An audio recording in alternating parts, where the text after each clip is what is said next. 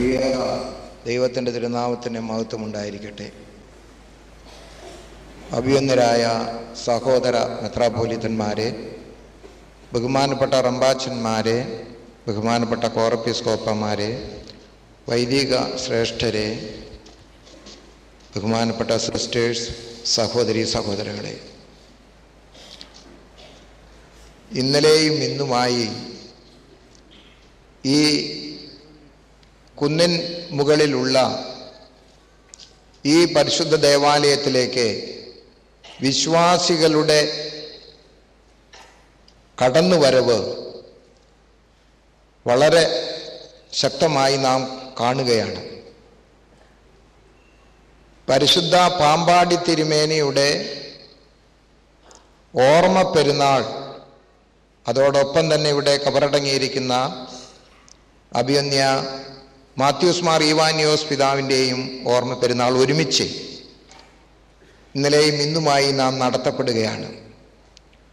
പരിശുദ്ധ പാമ്പാടി തിരുമേനിയെക്കുറിച്ച് എത്ര ദീർഘമായി സംസാരിച്ചാലും അതൊന്നും അധികമായി വരുമെന്ന് എനിക്ക് വിചാരമില്ല. എന്നാൽ സമയത്തിൻ്റെ ചുരുക്കമനുസരിച്ച് വലിയ ദീർഘ പ്രസംഗം ചെയ്യാൻ അവസരവുമില്ല. ഈ ആരാധനയ്ക്ക് ശേഷം ഇന്ന് നാം അനുഭവിച്ചു കൊണ്ടിരിക്കുന്ന ഊർജ പ്രതിസന്ധിയുടെ പശ്ചാത്തലത്തിലെ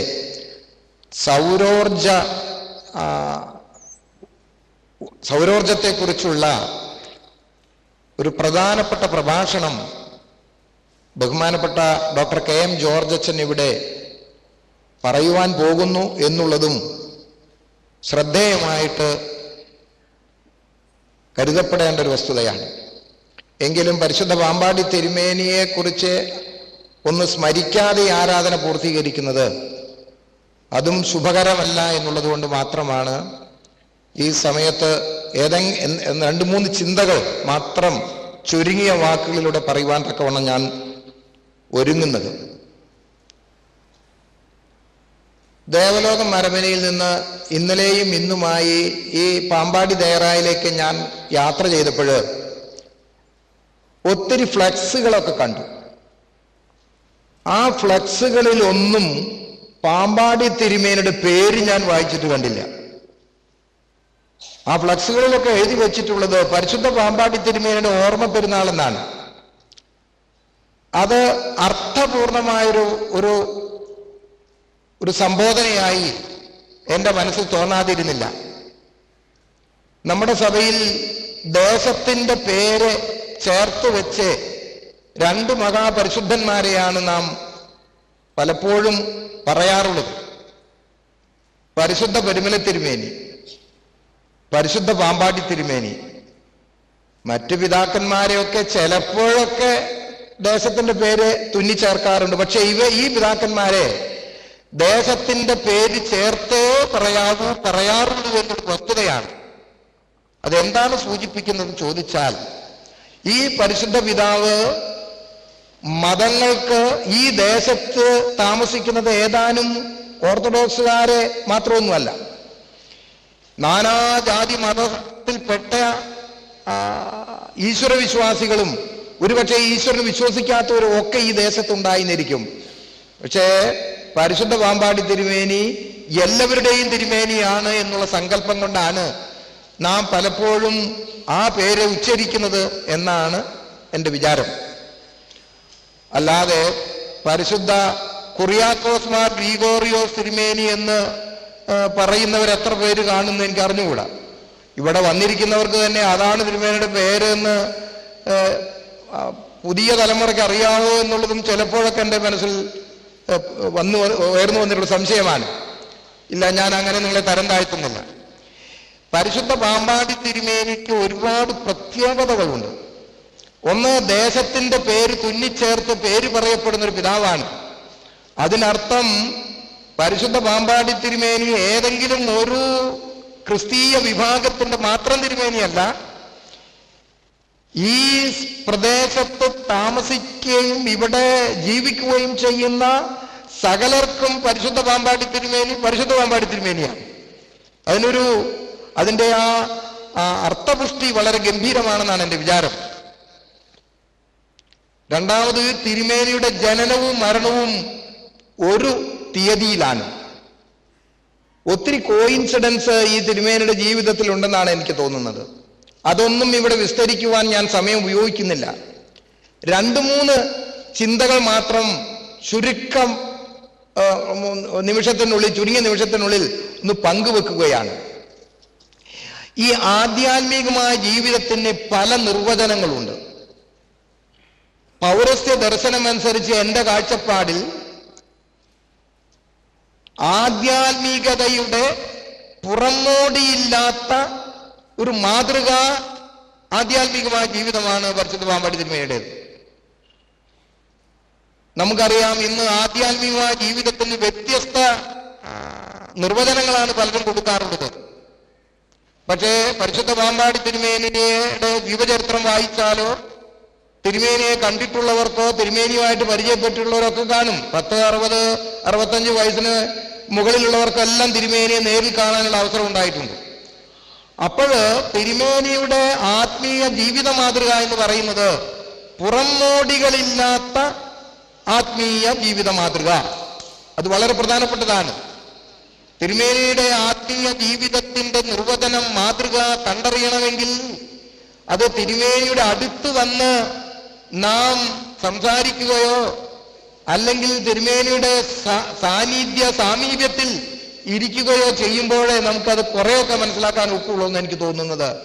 ഒരു ബഹളവുമില്ല, ഒരു സമ്മേളനവുമില്ല, ഒരിടത്തും വളരെ പ്രത്യക്ഷപ്പെടുന്ന ഒരു ആത്മീയ ദർശനമല്ല തിരുമേനിയുടേതെന്ന് നമുക്ക് നല്ലതുപോലെ അറിയാം. അതുകൊണ്ട് പരിശുദ്ധ പാമ്പാടി തിരുമേനിയുടെ ആധ്യാത്മികമായ ജീവിത മാതൃക എന്ന് പറയുന്നത് പൗരസ്ത്യ ദർശനത്തിന് അനുകരിക്കാവുന്ന റോൾ മോഡൽ സ്പിരിച്വാലിറ്റി. അതിനെ പരിശുദ്ധ പാമ്പാടി തിരുമേനിയെ നമുക്ക് തീർച്ചയായും ഒരു അനുകരണീയ മാതൃക, പുറമോടിയില്ലാത്ത ആധ്യാത്മികത, ഇത് തിരുമേനിയിൽ ഏറെ ഉണ്ടായിരുന്നു എന്നുള്ളത് വസ്തുതയാണ്. പ്രത്യേകിച്ച് തിരുമേനിയുടെ ചില ശുശ്രൂഷകളിൽ ഒരു ബാലനായി പങ്കെടുക്കുവാനും എളിയവനായ എനിക്കും അതിനിടയായിട്ടുണ്ട്. തിരുമേനി ഒരുപാട് പാണ്ഡിത്യമുള്ള ആളായിരുന്നില്ല എന്നുള്ളത് നമുക്കറിയാം. എങ്കിൽ പോലും തിരുമേനിയുടെ സാന്നിധ്യം നമുക്കൊരു പക്ഷെ കുളിർമ തരും. തിരുമേനിയുടെ വാക്കുകൾ നമ്മെ ആശ്വസിപ്പിക്കും. തിരുമേനിയുടെ സ്പർശം നമ്മെ സൗഖ്യപ്പെടുത്തും. ആധ്യാത്മികമായ ജീവിതത്തിൽ ഒരു ദർശനം, ഒരു മാതൃക, ഒരു നിർവചനം തിരുമേനിയിൽ വളരെ വ്യക്തമായിട്ട് കണ്ടു, അനുഭവിച്ചു, ഇപ്പോഴും കാണുന്നു. ഇതാണ് ആദ്യമായിട്ട് എനിക്ക് തിരുമേനിയെ കുറിച്ച് പറയാനുള്ളത്. രണ്ടാമതായി തിരുമേനിയെ ഞാൻ കാണുന്നത്, തിരുമേനിക്ക് മറ്റുള്ളവരുടെ വേദനയിൽ സ്വയം വേദനിക്കുന്ന ഒരു ഹൃദയമുണ്ടായിരുന്നു. വേറൊരാളുടെ വേദനയിൽ തിരുമേനിക്കും ഒത്തിരി വേദനയുണ്ട്.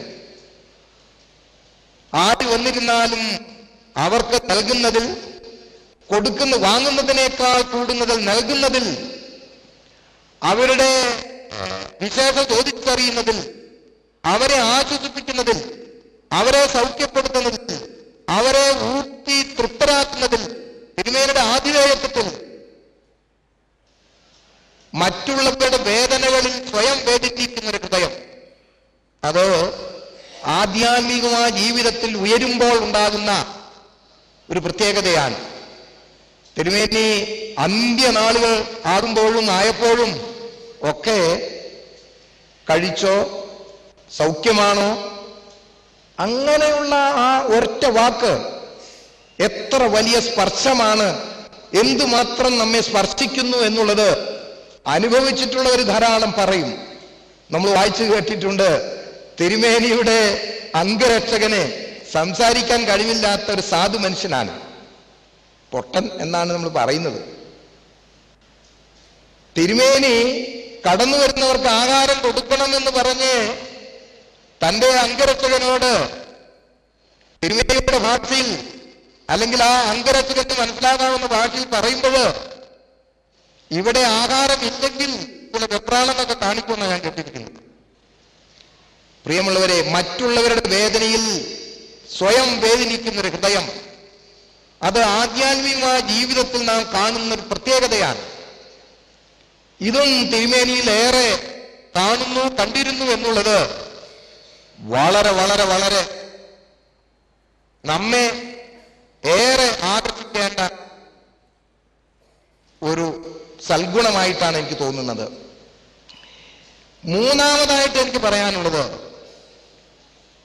തിരുമേനി ജീവിച്ചിരിക്കുമ്പോൾ തിരുമേനിയെ വന്നു കാണുവാൻ വന്നു കണ്ടിരുന്ന ജനസംഖ്യയെക്കാളും തിരുമേനി ഇപ്പോൾ ഭൂമിയിൽ ഇല്ലാത്ത സന്ദർഭത്തിൽ തിരുമേനിയെ കാണാൻ വരുന്നവരുടെ സംഖ്യയുടെ തോത് ജോമെട്രിക് പ്രോഗ്രഷൻ പോലെയാണ്. ജോമെട്രിക് പ്രോഗ്രഷൻ കണക്ക് പഠിക്കുമ്പോഴറിയാം. 2, 4, 16, 256 എന്ന് പറഞ്ഞിട്ടാണ് പോകുന്നത്. Geometric progression. അതായത് തിരുമേനിയുടെ അടുത്ത് വന്ന് തിരുമേനിയോട് സംസാരിക്കുവാനും തിരുമേനിയോട് സങ്കടം പറയുവാനും തിരുമേനിയെ കാണാനും വരുന്നവരുടെ ജനസംഖ്യയുടെ എണ്ണത്തിന്റെ തോത് ഓരോ വർഷവും അതിങ്ങനെ വർദ്ധിച്ചു വർദ്ധിച്ചു വർദ്ധിച്ചു വർദ്ധിച്ചു വരികയാണ്. ഒരു ജോമെട്രിക് പ്രോഗ്രഷൻ ആ വിധത്തിലാണ് അത് വർദ്ധിക്കുന്നത്. എന്തുകൊണ്ടാണ് അത് വർദ്ധിക്കുന്നത്? അനുഭവമുള്ളത് കൊണ്ടല്ലേ. മതം എന്ന് പറയുന്നത് അനുഭവത്തിലൂടെയല്ലേ നമ്മൾ രുചിച്ചറിയുന്നത്. തിരുമേനി ജീവിച്ചിരിക്കുമ്പോൾ 1,00,000 പേരെ കണ്ടിരുന്നു എന്ന് വിചാരിക്കുക. എനിക്ക് തോന്നുന്നത് ഓരോ വർഷവും 1,00,000 2 ലക്ഷമായി, 2 4ആയി, 4 16ആയി അങ്ങനെ കൂടുകയാണ്. എന്ന് പറഞ്ഞാൽ അതിനർത്ഥം തിരുമേനിയുടെ വ്യക്തിത്വത്തിന്റെ അമരത്വം തിരുമേനി നമ്മുടെ മനസ്സിലങ്ങ് ജീവിക്കുകയാണ്. തിരുമേനി പുസ്തകം എഴുതിയിട്ടുണ്ടോ എന്ന് എനിക്ക് അറിഞ്ഞുകൂടാ, ഇല്ലെന്നാണ് എനിക്ക് തോന്നുന്നത്. തിരുമേനി ഒരു അമരണവാൻ എന്ന് പറയത്തക്കവണ്ണം ഒന്നും കാര്യമായിട്ടൊന്നും ചെയ്തതായിട്ട് അറിഞ്ഞുകൂടാ. ഈ കുന്നിൻ പുറകിൽ വന്ന് കടന്നു കയറുവാൻ പോലും വഴിയില്ലാതെ വളരെ വളരെ വളരെ ബുദ്ധിമുട്ടി ഭൂമിയിൽ നിന്ന് അല്പം ഉയരത്തിലുള്ളൊരിടത്ത് ചെന്ന് ഒരു താപസ ജീവിതം നയിക്കുവാൻ തക്കവണ്ണം കടന്നു വന്ന മഹാപരിശുദ്ധനായിരിക്കുന്ന ഒരു പിതാവ്. ആ പിതാവിനെ ഇന്ന് കാണാൻ വരുന്നവരുടെ അംഗസംഖ്യ വർഷം തോറും അത് വർദ്ധിക്കുന്നു. എങ്ങനെ വർദ്ധിക്കുന്നു? അരിത്തമെറ്റിക് പ്രോഗ്രഷനും ഉണ്ട്, ജോമെട്രിക് പ്രോഗ്രഷനും ഉണ്ട്. എനിക്ക് തോന്നുന്നത് ജോമെട്രിക് പ്രോഗ്രഷൻ പോലെയാണെന്നാ. കണക്കറിയാവുന്നവർക്ക് അത് മനസ്സിലാവുള്ളൂ എന്ന് തോന്നുന്നു. ജോമെട്രിക് പ്രോഗ്രഷൻ പോലെയാണ് തന്നെ കാണാന്, തന്നോട് സംസാരിക്കാന്, തന്റെ അടുത്ത് വന്ന് ദർശനം വാങ്ങുവാൻ, തന്റെ ഒരു സ്പർശം ലഭിക്കുവാൻ, തന്നോടൊന്ന് പ്രാർത്ഥിക്കുവാൻ. അപ്പോൾ ഈ വരുന്ന വിശ്വാസികളുടെ മനസ്സിൽ തിരുമേനി അമരണവാൻ തന്നെയാണ്. അമർത്യത, അതായത് മരിക്കാത്തൊരവസ്ഥ. തിരുമേനിയുടെ ആ ക്യാൻവസ് തന്നെ കാണാൻ വരുന്ന വിശ്വാസികളുടെ എണ്ണത്തിന്റെ തോത് ഇങ്ങനെ വർദ്ധിച്ചു വർദ്ധിച്ചു വരികയാണ്. അതും വളരെ വലിയ പ്രത്യേകതയാണ്. ഞാൻ എൻ്റെ വാക്ക് ദീർഘിപ്പിക്കുന്നില്ല, സമയം കൂടുന്നു. തിരുമേനി പാമ്പാടി തിരുമേനിയാണ്. തിരുമേനി നമ്മുടെ തിരുമേനി മാത്രമല്ല, നാനാ മതത്തിന്റെ വേലിക്കെട്ടുകൾക്ക് അപ്പുറത്തേക്ക് തിരുമേനിയാണ്. അത് മതമൊന്നൊരു വിഷയമല്ല. മതിൽക്കെട്ടുകളൊന്നും തന്നെ ഇല്ല തിരുമേനിയുടെ അടുത്തേക്ക് വരാൻ. അപ്പോൾ അതൊക്കെ തിരുമേനിയിൽ നാം കാണുന്നു. ആധ്യാത്മികമായ ജീവിതത്തിന്റെ ദർശനത്തിന്റെ ഒരു നിർവചനം, ഒരു മാതൃക, പൗരസ്ത്യ ആധ്യാത്മികതയുടെ വേദനിക്കുന്ന ഹൃദയത്തോട് സ്വയം വേദനിക്കുന്ന ഒരു മനസ്സ്. അതുകൊണ്ടാണല്ലോ പ്ലേഗ് പിടിച്ച കുന്നംകുളത്തെ ജനം മരിക്കുമ്പോൾ അങ്ങോട്ട് ഓടിയത്. ആരാണ്ടൊക്കെ തടുക്കാൻ ചെന്നു എന്നാ പറയുന്നത്. പരിശുദ്ധ ഗീവർഗീസയും മാവായൊക്കെ പറഞ്ഞെന്നാ ഞാൻ കേട്ടിരിക്കുന്നത്. ആബുവിന് അങ്ങോട്ട് ഇപ്പോഴും പോകണ്ട, ഞാൻ പോവാം. പ്രിയപ്പെട്ടവരെ, വേദനിക്കുന്നവരുടെ വേദനയിൽ സ്വയം അലിഞ്ഞു ചേരുന്ന ഒരു പിതാവ്. ഇങ്ങനെ ഒത്തിരിയേറെ കാര്യങ്ങൾ. അങ്ങനെ വരുമ്പോൾ ആ തിരുമേനി ഒന്ന് കാണാൻ, തിരുമേനി ഒന്ന് തൊടാൻ, തിരുമേനിയോടൊന്ന് സംസാരിക്കാൻ, തിരുമേനിയുടെ കൈ ഒന്ന് മുത്താൻ, തിരുമേനിയോട് നമ്മുടെ രഹസ്യം ഒന്ന് പറയാൻ വരുന്ന വിശ്വാസികളുടെ സംഖ്യ ജോമെട്രിക് പ്രോഗ്രഷൻ പോലെ വർദ്ധിച്ചു വരുന്നു. എനിക്ക് പറയാനുള്ളത്, തിരുമേനിയെ കുറിച്ച് നമ്മൾ വേവലാതിപ്പെടുകയൊന്നും വേണ്ട.